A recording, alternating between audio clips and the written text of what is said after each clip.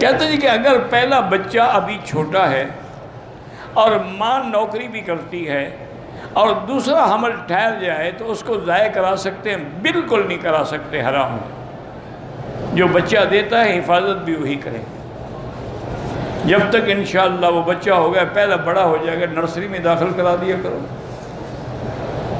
وہ حفاظت کریں گے۔ نوکری کے بعد آیا، نرسری سے بچے کو لے آئے، یہ کون سا مشکل ہے؟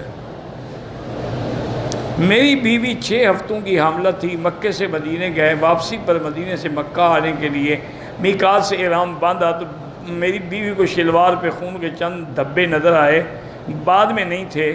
غسل کیا، احرام باندھا، عمرہ ادا کیا، جدہ ڈاکٹر کے پاس گیا، تو نے کہا کہ آپ کا حمل بھی بچہ صحیح نہیں ہے، ضائع کرو۔ بہرحال گزارش یہ ہے کہ عمرہ آپ کا ٹھیک ہو گیا۔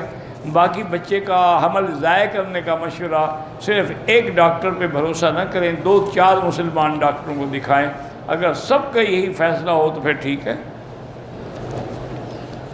عورت اور مرد کی نماز میں فرق ہے کہ نہیں ہے؟ لیکن آپ پہلے مجھے یہ بتائیں کہ آپ کے نزدیک عورت اور مرد میں فرق ہے یا نہیں ہے؟ اگر نہیں ہے پھر نماز میں بھی نہیں ہے، اور اگر مرد اور عورت میں فرق ہے تو نماز میں بھی فرق ہے۔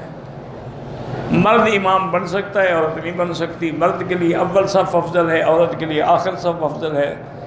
عورت کے لیے زمین سے بدن ملا کے سجدہ کرنا افضل ہے، ویسے کرے تو ہو جائے گا، لیکن افضل یہ ہے کہ یضمہما، اپنے بدن کو زمین کے ساتھ ملا دے۔